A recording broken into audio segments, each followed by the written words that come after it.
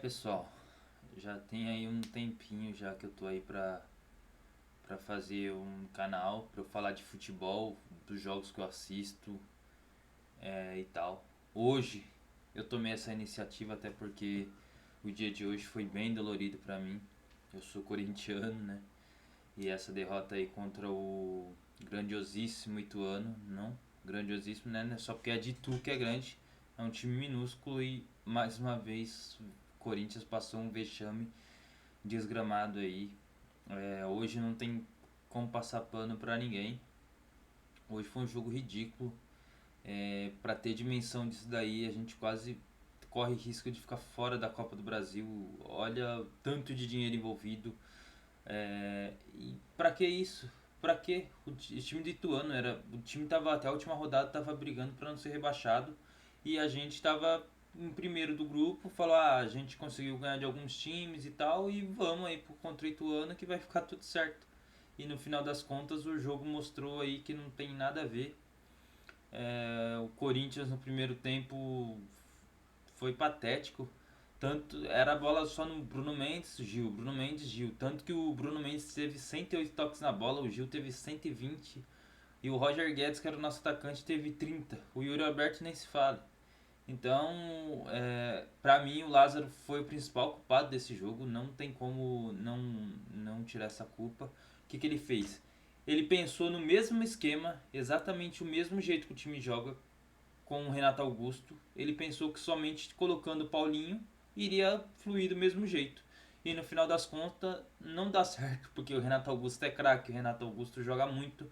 O Paulinho, das passagens dele por Barcelona, pela seleção, pelo próprio Corinthians, ele nunca foi esse gênio da bola, ele sempre foi um cara ali que ele sabe se posicionar dentro da área, ele tem essa questão da infiltração, mas ele não soube fazer o que o Renato fez. E aí pra mim aqui a culpa vai pro Lázaro.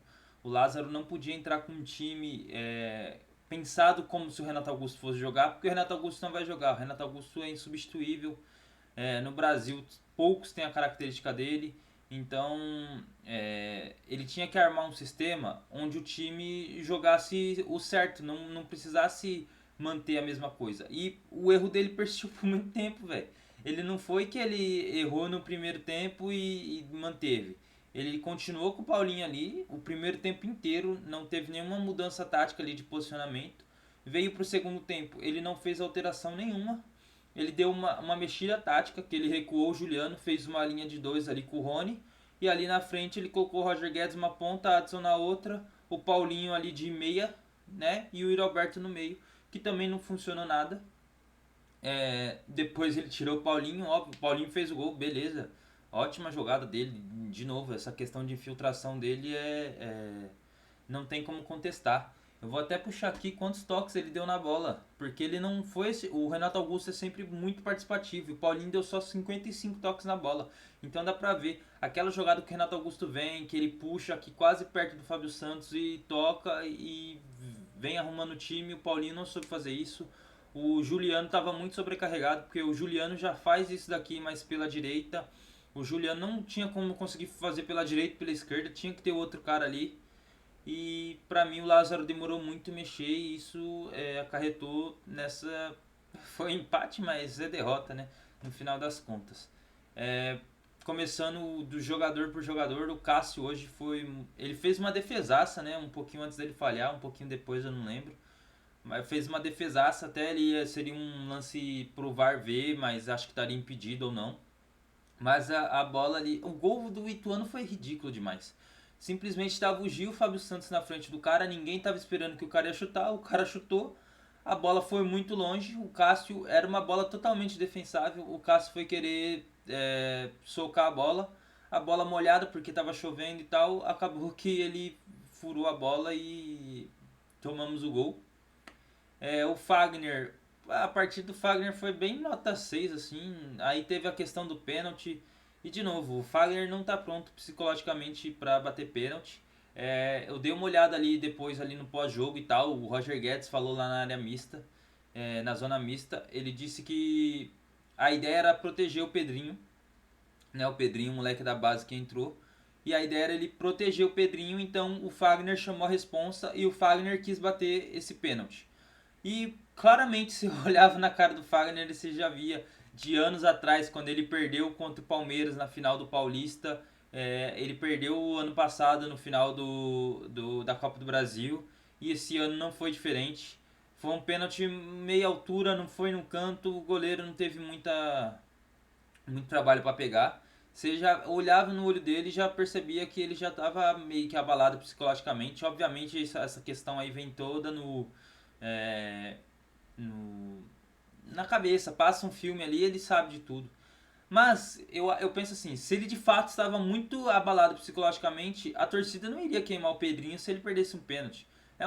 Assim, é, já estamos caminhando aí pro, 2017, 2019 foi o último título, né? 2019, 2020, 2021, 2022, quarto ano sem título. Por mais que são 4 anos sem títulos, é o Paulista, então colocando num peso, se for para ver o ano, óbvio, a prateleira ali seria Brasileiro, Copa do Brasil e Libertadores. O Paulista ele tá um pouquinho abaixo. Eu acho que a torcida gosta muito do Pedrinho. O Pedrinho é muito bem falado na base. Eu acho que se o Pedrinho tivesse confiante para bater, não tinha que proteger ele, deixasse ele bater. Então, eu não sei. Eu senti o Corinthians meio despreparado para a batida de pênalti. Parecia que eles imaginaram que ia acabar o jogo nos 90 minutos e que não iria para pênalti. Então, tanto que a gente vai ver do próximo, eu já vou puxar aqui a parte da zaga, o Gil vai bater o pênalti, ele tá quase caindo, tropeçando nas próprias pernas, correndo, velho.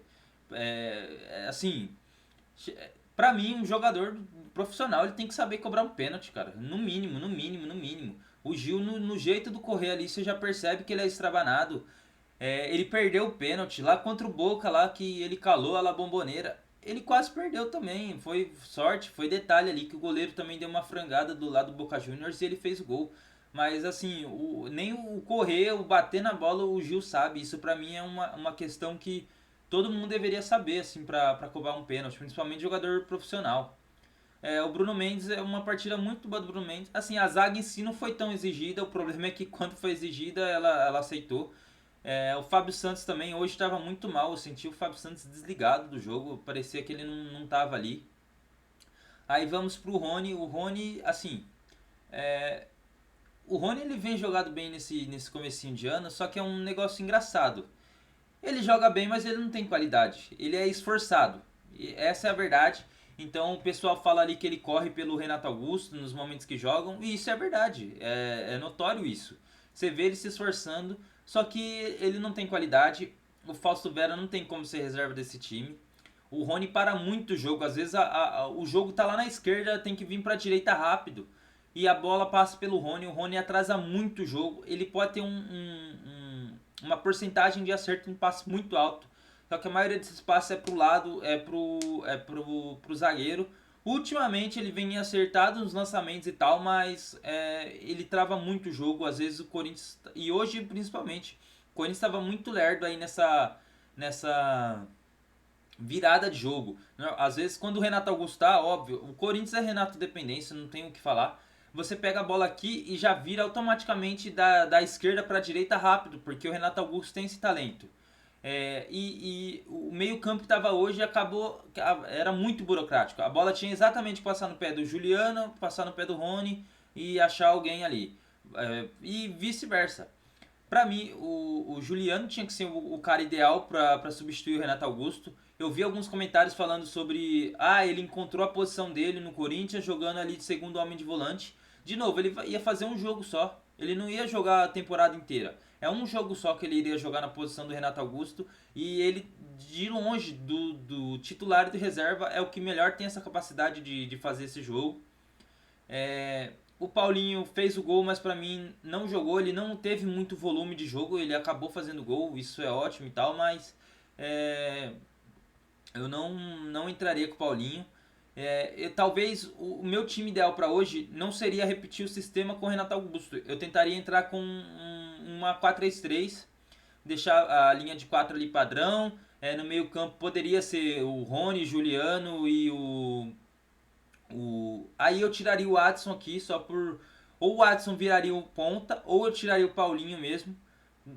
Pensando nessa 4-3-3, mas eu pensei em um Juliano, Maicon e Rony para o time ficar mais leve. E talvez se o Rony não tivesse dando certo, até porque o Rony nessa questão de marcação, eu imagino o Rony num time onde tenha um craque que precisa ser marcado ali perto a perto, né? O Ituano não tinha esse time, o Ituano não forçou nada o volante do Corinthians, então poderia facilmente entrar ali com o Fausto Vera e fazer ali um meio campo para trocar pós de bola mesmo. O Maicon entraria no lugar do Renato Augusto, o Fausto Vera de volante e o Juliano, o Corinthians a dominar, porque os três têm capacidade de toque de bola. E ali na ponta poderia ser um Adson, um Roger Guedes na outra e o Yuri Alberto no meio. Ou enfim, se quiser um time mais agudo, o Pedrinho, o Romero não, o Romero nem deveria estar no Corinthians, mas beleza, né? Enfim. E é isso. Aí o Juliano, ele não foi nada brilhante, ele tá cada vez mais melhorando aí na sua parte defensiva, mas não foi um jogo nota 7, 6 ali pra ele.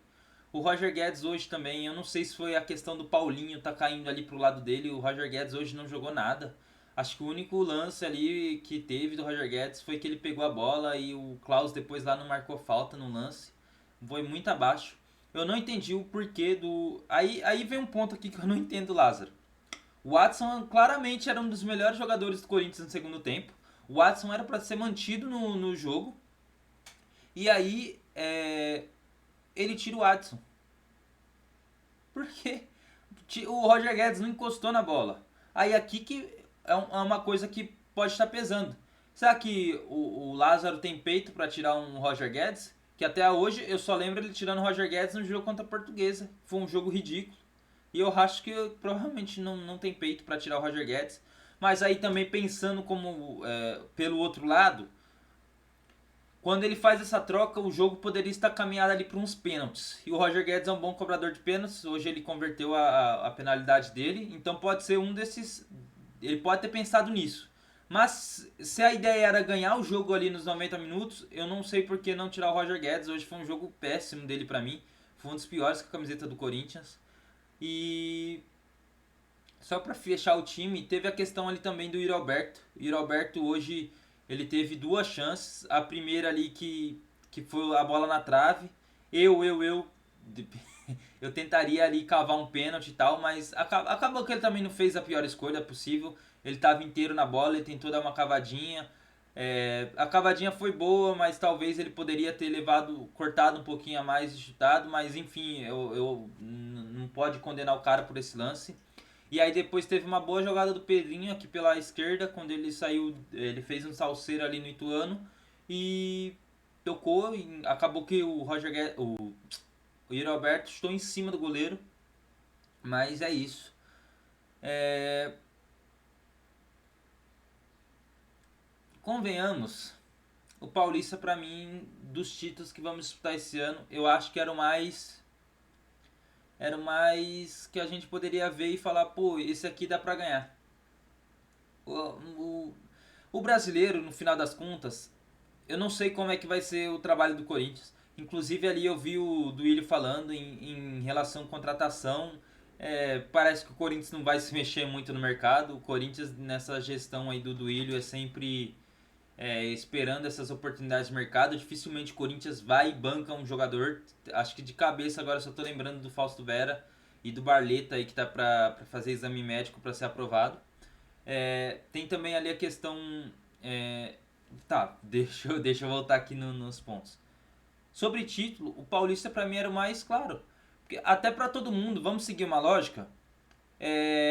O Corinthians era pra estar na semifinal. Logicamente falando, a final todo mundo sabe que vai ser o rival, né? E ali a semifinal ia ser Corinthians e o Tricas pra disputar a vaga no final. Aí seria um jogo, provavelmente ia ser no Morumbi. Ia ser clássico. Clássico não dá pra pontuar muita coisa, mas eu acho que ficaria um jogo que daria pra ganhar como daria pra perder. A semifinal era obrigação, o Ituano acabou sendo vexatório. Sobre o Campeonato Brasileiro, pô, a gente não conseguiu ganhar do Ituano, gente. Você entende? O Campeonato Brasileiro desse ano ele vai ser um dos mais difíceis. você vai ter o Fortaleza, que joga muito bem, você vai ter o Bahia, você vai ter que pegar os 4 times do Rio, né? Os 4 times do Rio dão um trabalho, principalmente do Corinthians, pensando no ponto de vista que fora de casa o Corinthians é gatinho, né? Na Neoquímica é leão, menos hoje. Hoje o Corinthians foi um gatinho também na Neoquímica. Então o ponto é esse. O brasileiro eu acho muito difícil. É um campeonato que dura o ano inteiro. E se o Renato Augusto se machucar? A gente viu hoje o tamanho da falta que faz. Entende? Então eu acho o brasileiro muito difícil. A Libertadores também é muito difícil. Eu vou voltar aqui um ponto depois do Lázaro, mas eu acho que é muito difícil ganhar a Libertadores por conta do Lázaro. E a Copa do Brasil talvez seja desses três o que dá pra ganhar ali no mata-mata, mas eu acho que é um pouquinho diferente da Libertadores. E aqui vai o ponto do Lázaro. A diretoria do Corinthians e nós, torcedores corintianos, vem pensando aqui que, pô, esse ano a gente já tá aí há um tempinho sem ganhar título, né? Igual eu falei, 4 anos. E se for considerar, são 6 anos considerando título grande. Tem gente que não considera o Paulista como um campeonato grande, então o último título relevante foi o Campeonato Brasileiro 2017. E aí vem o ponto principal aqui.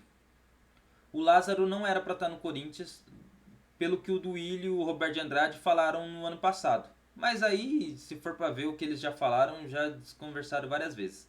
A ideia era fazer um time competitivo, com um técnico competitivo, para conseguir vencer os títulos, né, desse ano. Só que aí você traz o Lázaro. O Lázaro, nas coletivas assim e tal, que eu já acompanhei dele, ele é um cara que aparentemente ele sabe falar bem, ele tem ideias boas. Mas na prática, eu não sei se ele tem essa capacidade de colocar o Corinthians na prática. Pra pensar o que a mente ele vai aplicar na prática. Eu não sei se ele tem essa capacidade. E aí, pra mim, o Lázaro não era pra estar lá. Dito isso, eu acho que o Lázaro ele pode ter um futuro brilhante como técnico, mas todo mundo sabe como que é o Corinthians. É um foguete, velho. Você pode subir muito bem e você pode descer rápido também. E tanto que nesse Paulista várias pessoas já estavam elogiando, os Lazarento e tal, mas pô, o Corinthians teve poucas partidas assim que você pode falar que o Corinthians está jogando bem. Eu acho que não é para se jogar fora o trabalho do Lázaro, mas o que acontece?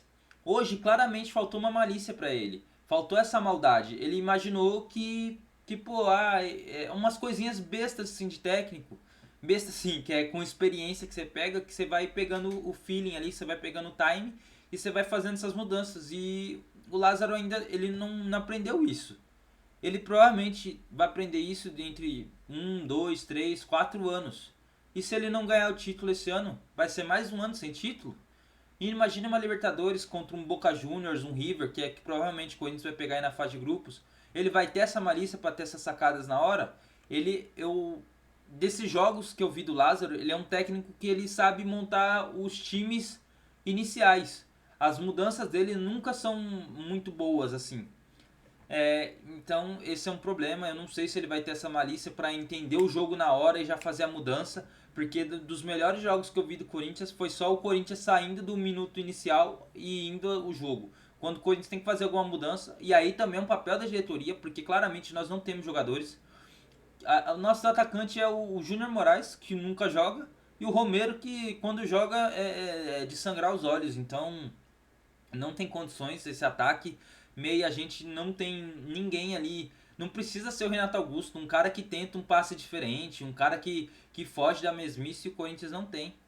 Então, dito isso, se for para demitir o Lázaro, que não vai, que o Duílio acabou de falar que não vai demitir o Lázaro, esse seria o momento ideal. Porque aí vai segurar o cara. Aí o Corinthians, um exemplo, não se classifica na Libertadores, para ali na fase de grupos. Cai cedo ali na, na Copa do Brasil. No Paulista, luta ali para tentar uma vaga na Libertadores. E aí? Aí sim vai demitir o cara, porque falar, pô, infelizmente ele não tinha experiência, tal. Mas, pô, isso todo mundo sabia disso. Quantos técnicos já ganharam título no primeiro ano de trabalho? O único que eu lembro de cabeça foi o Carille. E aí depois virou uma moda aí no Brasil inteiro efetivar estagiário, auxiliar como técnico. Só o Carille teve essa sorte. O Corinthians já tá tentando bater nessa tecla aí, ó. Osmar Loz, Coelho, o Carille foi um arriscado sorte, tanto que o Carille depois bateu em vários times aí e nunca repetiu o que fez no Corinthians. Então o Lázaro não vai ser demitido hoje, o Corinthians vai ficar aí quase um mês de folga entre aspas, né? Vai treinar, vamos ver aí como é que o time vai voltar, tem que voltar voando. E é isso, não tem o que fazer. Talvez, sei lá, ver aí nessa movimentação no mercado se aparece alguma coisa, mas eu acho muito difícil. O Corinthians não tem dinheiro para para fazer contratação. Talvez sim, uma ideia boa é amadurecer nesse tempo aí o Matheus Araújo, o Guilherme Biro, que teve contrato renovado recentemente, o Pedrinho, para ver se eles encaixam aí no time, porque já que não tem dinheiro para contratar, vamos recorrer à base aí e ver se dá alguma coisa certa. Mas tirando isso, é triste isso, mas claramente vai ser aí uma temporada de sem títulos de novo, velho. Esse era o mais próximo ali da gente ganhar e provavelmente vai ser uma temporada sem título de novo. A gente vai disputar dois mata-matas aí, se tudo der certo, né? Se classificar na Libertadores e se classificar ali na Copa do Brasil. E aí mata-mata, pode ser que o Corinthians consiga ali um gracejo ali, sabe? Por ser jogo de ida e volta, ser uma quantidade menor de jogos, tentar fazer alguma coisa, mas brasileiro esquece.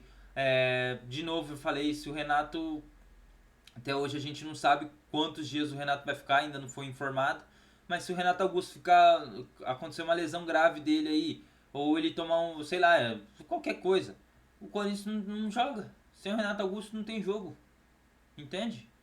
É triste isso daí. Não espero nada desse time aí pra esse ano. Vai ser doído e vai Corinthians, né? E esse ano aí já era. Só para explicar um pouquinho desse canal aqui, eu vou falar alguns jogos Corinthians que eu assisto. Eu também analisar alguns jogos da Champions e tal, que eu gosto bastante da Europa League. Tô acompanhando muito aí o Manchester United e tal. E vai ser um canal de futebol em si. Eu vou vir aqui trazer as minhas ideias, espero conversar com vocês, debater as ideias. Podem me zoar, no dia que eu for zoar eu vou zoar também, mas é isso. Deixem um like, se inscrevam no canal e é nóis. Falou, tchau, tchau.